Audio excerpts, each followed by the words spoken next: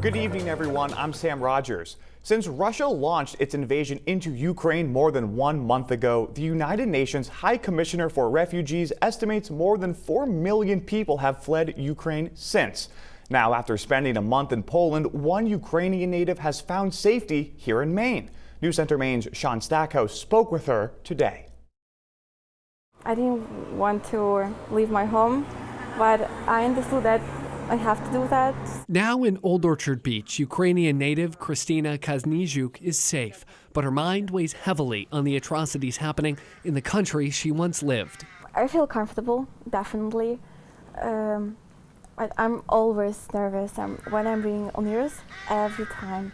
Her parents still remain in Ukraine, in her hometown near the border with Moldova. Even more extended family are still in Kyiv. One day after Russia began its attack, she fled her home, traveling through Moldova, Romania, Slovakia, and Hungary to reach Poland. She's one of the nearly 2.5 million people that traveled there.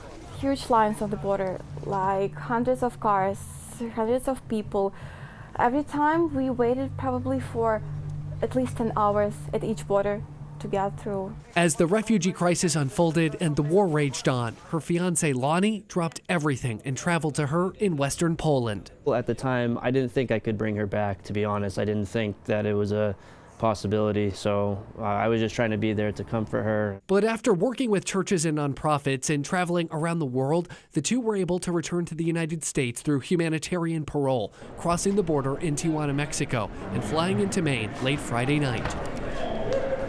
Now they're sharing their harrowing journey to draw attention to the continued violence. It's really painful to see how people just destroying your country and killing innocent people. With the hopes that the world will show continued support to the Ukrainian people and the terror happening in her nation can end. The occupants and invaders, they just destroying the whole nation. And I think it's really, really terrible situation. And all people need to help. In Old Orchard Beach, Sean Stackhouse, News Center, Maine. Kristina says she will be able to stay in the United States with her fiancé under humanitarian parole for at least 1 year. And the couple is working to get her a permanent visa. Kristina adds she's staying in close contact with her family members still in Ukraine.